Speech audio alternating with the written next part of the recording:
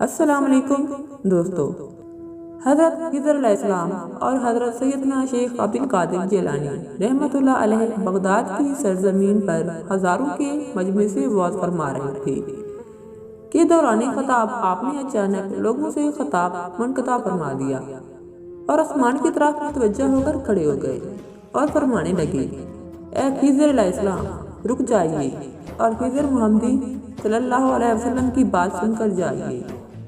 حضرت خضر علیہ السلام رک گئے اور آپ کا مکمل خطاب سن کر وہاں سے روانہ ہوئے۔ روایتوں میں ہے کہ ایک مرتبہ حضرت خضر علیہ السلام نے حضرت غوث اعظم کی بارگاہ میں عرض کیا کہ میں آپ کے ساتھ رہ کر آپ سے کچھ راز کی باتیں سیکھنا چاہتا ہوں۔ اس پر حضرت پیران پیر نے فرمایا، اے خضر، میں آپ کو وہی جواب دیتا ہوں جو آپ نے حضرت موسیٰ علیہ السلام کو دیا تھا کہ آپ میری صحبت میں صبر کے ساتھ نہیں رہ سکتے، کیونکہ آپ خضر اسرائیل ہیں اور میں خضر محمدی ہوں۔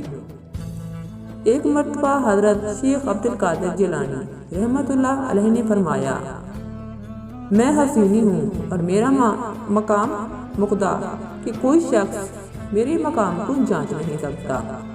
میرا یہ قدم ہر ولی کی گردن پر ہے۔ روایات میں آتا ہے کہ جب آپ نے فرمایا کہ میرا یہ قدم ہر ولی کی گردن پر ہے تو اس وقت حضرت خواجہ معین الدین چشتی رحمۃ اللہ علیہ خراسان کی وادیوں میں مراقب تھے۔ اچانک جب یہ صدا خراسان میں سنی تو آپ نے اپنی گردن جھکا دی اور فرمایا، اے شیخ، صرف میری گردن نہیں بلکہ میرے سر اور میری آنکھوں پر بھی آپ کا قدم مبارک ہے۔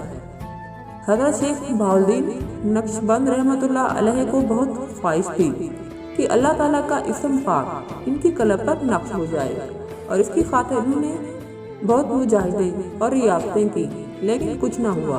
تب آپ حضرت غوث اعظم رحمۃ اللہ علیہ کی بارگاہ میں حاضر ہوئے اور عرض کیا، میں چاہتا ہوں کہ اللہ تعالیٰ کا اسم میرے قلب پر نقش ہو جائے۔ حضرت غوث اعظم نے اپنا پنجہ مبارک حضرت خواجہ بہاؤالدین کی دل پر رکھا اور اسی وقت ان کے دل پر اللہ تعالیٰ کا نام نقش ہو گیا۔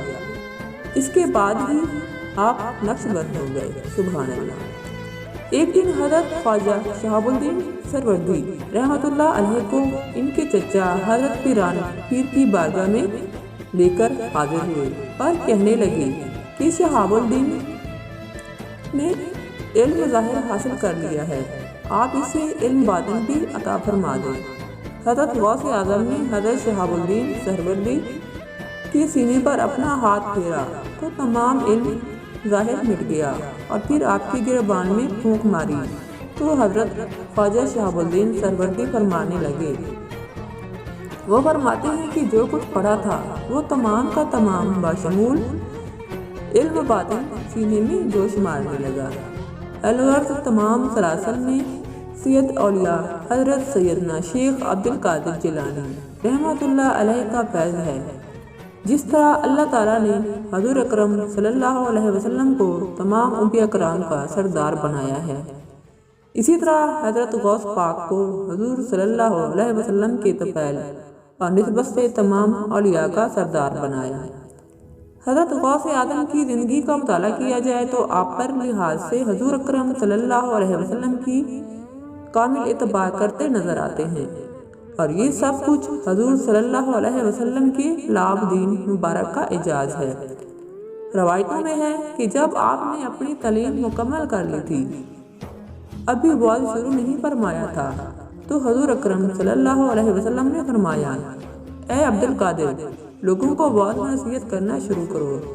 اس وقت حضرت غوث اعظم نے عرض کیا، یا رسول اللہ، میں جیلان کا رہنے والا ہوں، بغداد میں آ کر علم تو حاصل کر لیا، لیکن عربی میری زبان نہیں ہے اور یہاں بڑے بڑے فصحائی عرب رہتے ہیں، میں کیسے وعظ کروں؟ حضور اکرم صلی اللہ علیہ وسلم نے فرمایا، عبد القادر، اپنا منہ کھولو۔